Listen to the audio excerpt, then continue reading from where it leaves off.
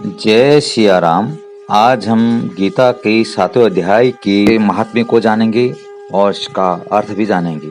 गीता का 7वां अध्याय पापों को नष्ट करने वाला है और यह पितृदोष भी दूर करता है। पितृपक्ष में इसका पाठ करने से पितरों को मुक्ति मिलती है, अतः इसका पितृपक्ष में पाठ जरूर करना चाहिए। भगवान शिव कहते हैं, हे पार्वती, अब मैं 7वें अध्याय का महात्म्य बतलाता हूँ, जिसे सुनकर कानों में अमृत राशि भर जाती है। पाटलिपुत्र नामक एक दुर्गम नगर है, जिसका गोपुर यानी द्वार बहुत ही ऊंचा है। उस नगर में शंखकर्ण नामक एक ब्राह्मण रहता था। उसने वैश्यवृत्ति का आश्रय लेकर बहुत धन कमाया, किंतु ना तो कभी पितरों का तर्पण किया और ना देवताओं का पूजन ही। वह धनोपार्जन में तत्पर होकर राजाओं को ही भोज दिया करता था। एक समय की बात है, उस ब्राह्मण ने अपना चौथा विवाह करने के लिए पुत्रों और बंधुओं के साथ यात्रा की। मार्ग में आधी रात के समय जब वह सो रहा था, तब एक सर्प ने कहीं से आकर उसकी बाह में काट लिया। उसके काटते ही ऐसी अवस्था हो गई कि मणि, मंत्र और औषध आदि से भी उसके शरीर की रक्षा असाध्य जान पड़ी। तत्पश्चात कुछ क्षणों में उसके प्राण पखेरु उड़ गए और वह प्रेत बन गया। फिर बहुत समय के बाद वह प्रेत सर्प योनि में उत्पन्न हुआ। उसका चित्त धन की वासना में बधा था। उन्हें पूर्व वृत्तांत को स्मरण करके सोचा, मैंने घर के बाहर करोड़ों की संख्या में अपना जो धन गाड़ रखा है, उससे इन पुत्रों को वंचित करके स्वयं ही उसकी रक्षा करूंगा।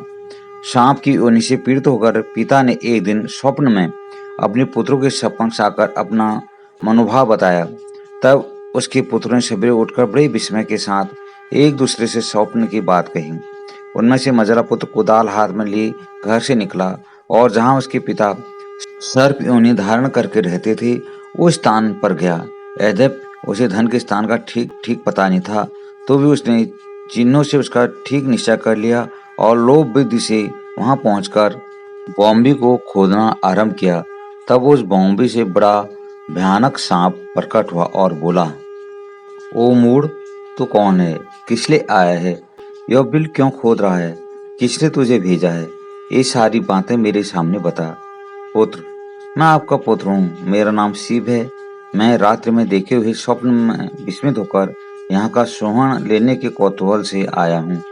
पुत्र की यह वाणी सुनकर वह सांप हंसता हुआ उच्च स्वर से इस प्रकार स्पष्ट वचन बोला, यदि तू मेरा पुत्र है तो मुझे शीघ्र ही बंधन से मुक्त कर। मैं अपने पूर्व जन्म के गाढ़े हुए धन की ही लिए सर्प योनि में उत्पन्न हुआ हूँ। पुत्र ने पूछा, पिताजी, आपकी मृत्यु कैसे होगी? इसका उपाय मुझे बताइए, क्योंकि मैं इस रात में सब लोगों को छोड़कर आपके पास आया हूँ। पिता ने कहा, बेटा, गीता के अमृतमय 7वें अध्याय को छोड़कर मुझे मुक्त करने में तीर्थ, दान, तप और यज्ञ भी सर्वथा समर्थ नहीं है। केवल गीता का 7वां अध्याय ही प्राणियों की जरा, मृत्यु आदि दुखों को दूर करने वाला है। पुत्र, मेरे श्राद्ध के दिन गीता के 7वें अध्याय का पाठ करने वाले ब्राह्मण को श्रद्धापूर्वक भोजन कराओ। इससे निसंदेह मेरी मुक्ति हो जाएगी। बस अपनी शक्ति के अनुसार पूर्ण श्रद्धा के साथ निर्व्यसनी और वेद विद्या में प्रवीण अन्य ब्राह्मणों को भी भोजन कराना। सर्प योनि में पड़े हुए पिता के ये वचन सुनकर सभी पुत्रों ने उसके आज्ञानुसार तथा उससे वैदिक किया। तब शंखकर्ण ने अपने सर्प शरीर को त्याग कर दिव्य देह धारण किया और सारा धन पुत्रों के अधीन कर दिया। पिता ने करोड़ों की संख्या में जो धन उनमें बांट दिया था, उससे वे पुत्र बहुत प्रसन्न हुए। उनकी बुद्धि धर्म में लगी थी, इसलिए उन्होंने बावली, कुआं, पोखरा, यज्ञ तथा देव मंदिरों के लिए उस धन का उपयोग किया और अन्नशाला भी बनवाई। तत्पश्चात 7वें अध्याय का सदा जप करते हुए उन्होंने मोक्ष प्राप्त किया। हे पार्वती, यह तुम्हें 7वें अध्याय का महात्म्य बतलाया, जिसके श्रवण मात्र से मानव सब पातकों से मुक्त हो जाता है। गीता 7वां अध्याय ज्ञान विज्ञान योग का हिंदी में अर्थ। श्री भगवान बोले, हे पार्थ, अनन्य प्रेम से मुझमें आसक्त चित्त तथा अनन्य भाव से मेरे में परायण होकर योग में लगा हुआ तू जिस प्रकार से संपूर्ण विभूति, बल, ऐश्वर्य आदि गुणों से युक्त सबके आत्मरूप मुझको संशय रहित जानेगा, उसको सुन। मैं तेरे लिए इस विज्ञान सहित तत्व ज्ञान को संपूर्णतया कहूँगा, जिसको जानकर संसार में फिर और कुछ भी जानने योग्य शेष नहीं रह जाता। हजारों मनुष्यों में कोई एक मेरी प्राप्ति के लिए यत्न करता है और उन यत्न करने वाले योगियों में भी कोई एक मेरे परायण होकर मुझको तत्व से अर्थात यथार्थ रूप से जानता है। पृथ्वी, जल, अग्नि, वायु, आकाश, मन, बुद्धि और अहंकार भी इस प्रकार 8 प्रकार से विभाजित मेरी प्रकृति है। यह 8 प्रकार के भेद वाली तो अपरा अर्थात मेरी जड़ प्रकृति है। और हे महाभाव, इससे दूसरी को जिसे यह संपूर्ण जगत धारण किया जाता है मेरी जीव रूपा परा अर्थात चेतन प्रकृति जान।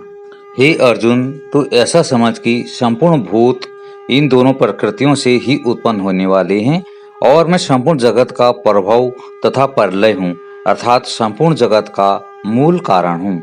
हे धनंजय, मुझसे भिन्न दूसरा कोई भी परम कारण नहीं है।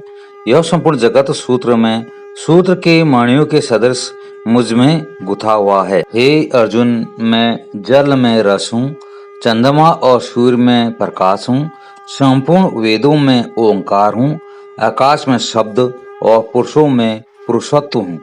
मैं पृथ्वी में पवित्र गंध और अग्नि में तेज हूँ तथा संपूर्ण भूतों में उनका जीवन हूँ और तपस्वियों में मैं तप हूँ। हे अर्जुन, तू संपूर्ण भूतों का सनातन बीज मुझको ही जान। मैं बुद्धिमानों की बुद्धि और तेजस्वियों का तेज हूँ। हे भरतश्रेष्ठ, मैं बलवानों का आसक्ति और कामनाओं से रहित बल अर्थात सामर्थ्य हूँ और सब भूतों में मैं धर्म के अनुकूल अर्थात शास्त्र के अनुकूल काम हूँ। और जो भी सत्व गुण से उत्पन्न होने वाले भाव हैं और जो रजोगुण से होने वाले भाव हैं उन सबको तो मुझसे ही होने वाले हैं ऐसा जान, परंतु वास्तव में उनमें मैं और वही मुझ में नहीं है। गुणों के कार्य रूप सात्विक, राजस और तामस इन तीनों प्रकार के भावों से यह सारा संसार प्राणी समुदाय मोहित हो रहा है।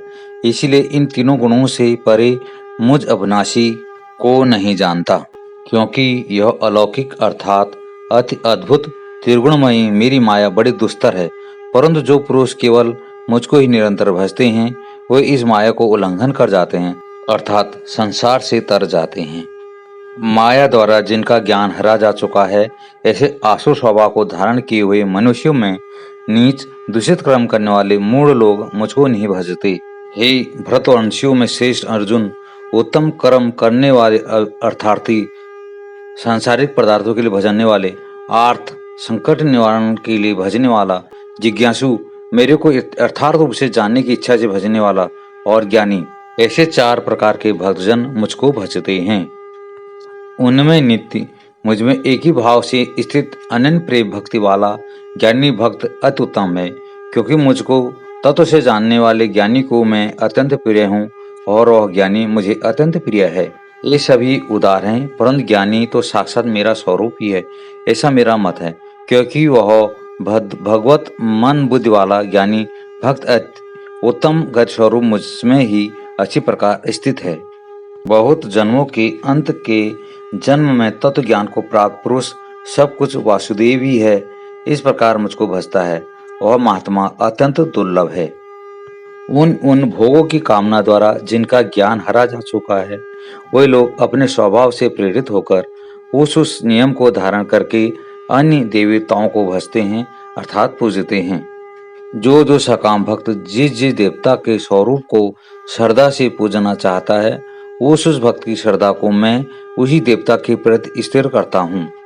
वह पुरुष उस श्रद्धा से युक्त होकर उस देवता का पूजन करता है और उस देवता से मेरे द्वारा ही विधान किए हुए उन इच्छित भोगों को निसंदेह प्राप्त करता है।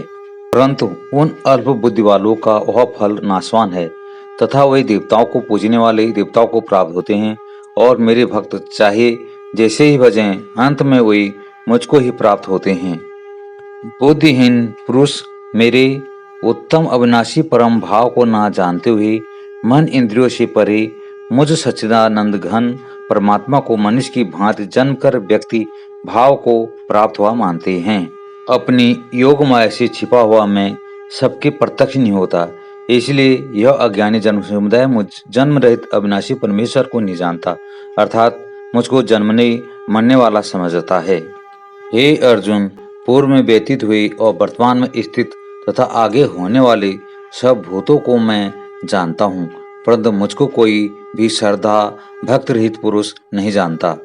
हे भरतवंशी अर्जुन, संसार में इच्छा और द्वेष से उत्पन्न सुख दुखादि द्वंद्व रूप मोह से संपूर्ण प्राणी अत्यंत अज्ञता को प्राप्त हो रहे हैं, परंतु निष्काम भाव से श्रेष्ठ कर्म का आचरण करने वाले जिन पुरुषों का पाप नष्ट हो गया है, वे राग द्वेष जनित द्वंद्व रूप मोह से मुक्त दृढ़ निश्चयी भक्त मुझको सब प्रकार से भजते हैं।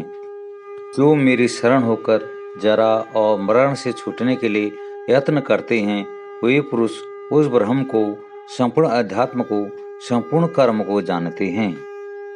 जो पुरुष अधिभूत और अधिदैव सहित तथा अधियज्ञ सहित सबका आत्मरूप मुझे अंधकार में भी जानते हैं, वे युक्त चित्त वाले पुरुष मुझे जानते हैं अर्थात प्राप्त हो जाते हैं। ओम तस्दिति श्रीमद् भगवद गीता उपनिषत्सु ब्रह्म विद्यायाम योग शास्त्री श्री कृष्ण अर्जुन संवादे ज्ञान विज्ञान योगो नाम सप्तमोऽध्यायो। हरि ओम तत्सत्।